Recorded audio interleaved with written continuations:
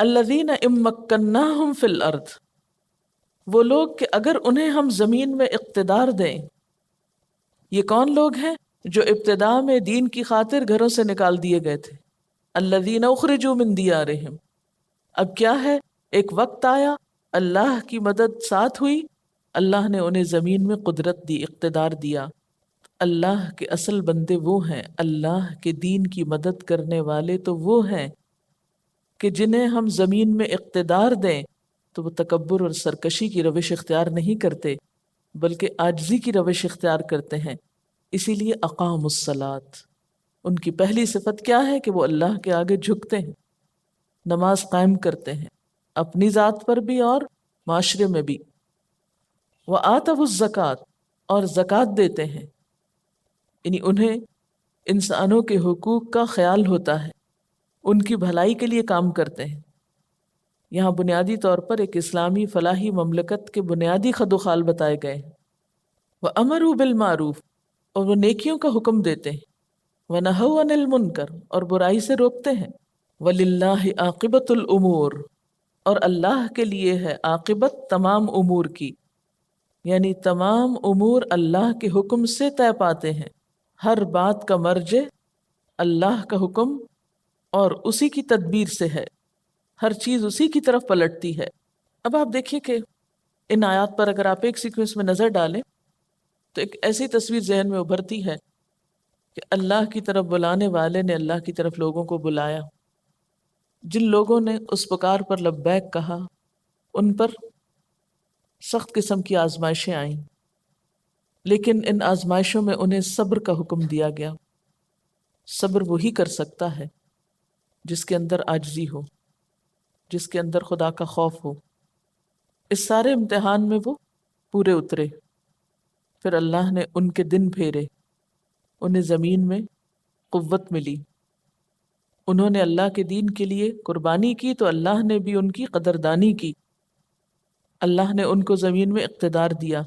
اقتدار پانے کے بعد وہ دوسروں پہ چڑھ نہیں دوڑے، بلکہ وہ تعلیم و تربیت جو اقتدار ملنے سے پہلے ان کی ہوئی تھی، اقتدار ملنے کے بعد وہی تعلیم و تربیت ان کے ساتھ رہی، اور انہوں نے پہلا کام کیا کیا کہ اللہ کے آگے جھک گئے.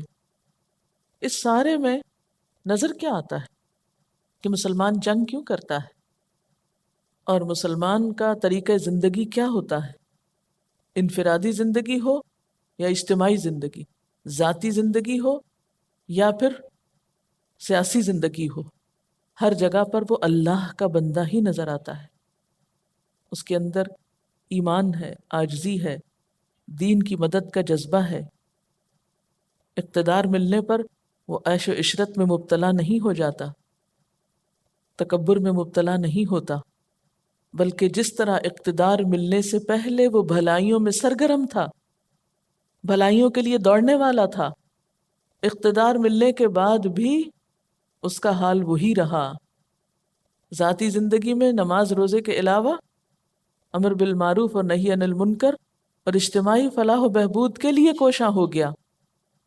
یہ کام وہی اسلامی حکومت کیا کرتی ہے جس کی بنیادی تربیت اسلام کے ڈھنگ پر ہوئی ہو. صرف نعرہ لگانے سے یہ تمام اوصاف پورے نہیں ہو سکتے. جس طرح کسی عمارت کو بہت سے مزدور مل کر بناتے ہیں، اسی طرح ایک اسلامی حکومت کی عمارت بھی افرادی قوت کے ساتھ مضبوط ہوتی ہے، جس افرادی قوت میں اخلاق اور تقویٰ ہو.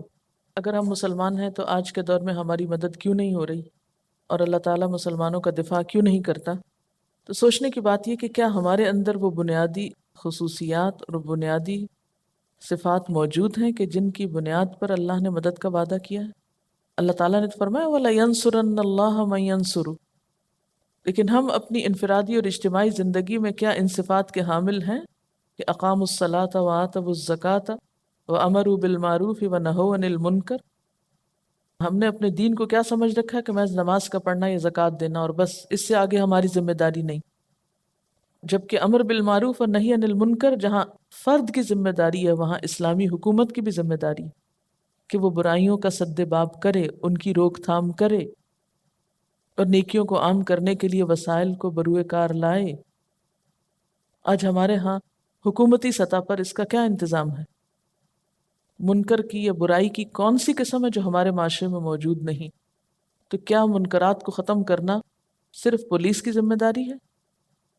پولیس کا کام تو جرم کرنے والوں کو پکڑنا ہے، یہاں تو پہلے سے ہی سد باب کرنے کا حکم دیا گیا ہے کہ وہ نوبت ہی نہ آئے۔